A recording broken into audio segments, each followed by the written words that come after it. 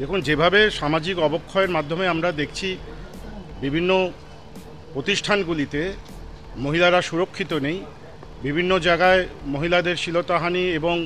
ধর্ষণের ঘটনা ঘটছে, শুধু আমাদের রাজ্যে শুধু নয়, সারা ভারতবর্ষ জুড়ে এই একটা অবক্ষয় চলছে। তো আমাদের মাননীয় মুখ্যমন্ত্রী মমতা বন্দ্যোপাধ্যায় পশ্চিমবাংলার মধ্যে আমাদের প্রথম রাজ্য যে কঠোরতম একটি শাস্তির বিধান নিয়ে অপরাজিতা বিল আমাদের বিধানসভায় পাশ হয়েছে, পশ্চিমবঙ্গ বিধানসভা থেকে পাশ হয়ে গিয়েছে। এবং সেই বিলে পরিষ্কারভাবে বলা আছে 21 দিনের মধ্যে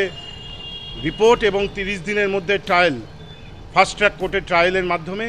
যারা অভিযুক্ত হবেন এই ধরনের ঘটনায়, নিম্নমানের ঘটনায় যারা অভিযুক্ত হবে তাদেরকে বিচার দেওয়া হবে। এবং সেইটা আমাদের বিধানসভা থেকে পাশ হয়ে সেটা কেন্দ্রের কাছে পৌঁছে আছে, তারা সই এখন অবধি করে দিচ্ছে না। এই অপরাজিতা বিল যাতে তাড়াতাড়ি আমাদের পশ্চিমবাংলা লাগু হতে পারে এবং বিজেপি সরকার যাতে এই বিলটাকে লাগু করাতে তাড়াতাড়ি সই করে দেয়, রাষ্ট্রপতি যাতে সই করে দেয়, সেইটার দাবিতেই আজকে আমাদের মূলত অপরাজিতা বিলের সমর্থনে মা বোনেদের সুরক্ষার যে বিল, যেটা মাননীয় মুখ্যমন্ত্রী মমতা বন্দ্যোপাধ্যায় এনেছেন, তার সমর্থনেই আজকে আমাদের এই মৌন মিছিলটা হয়েছে।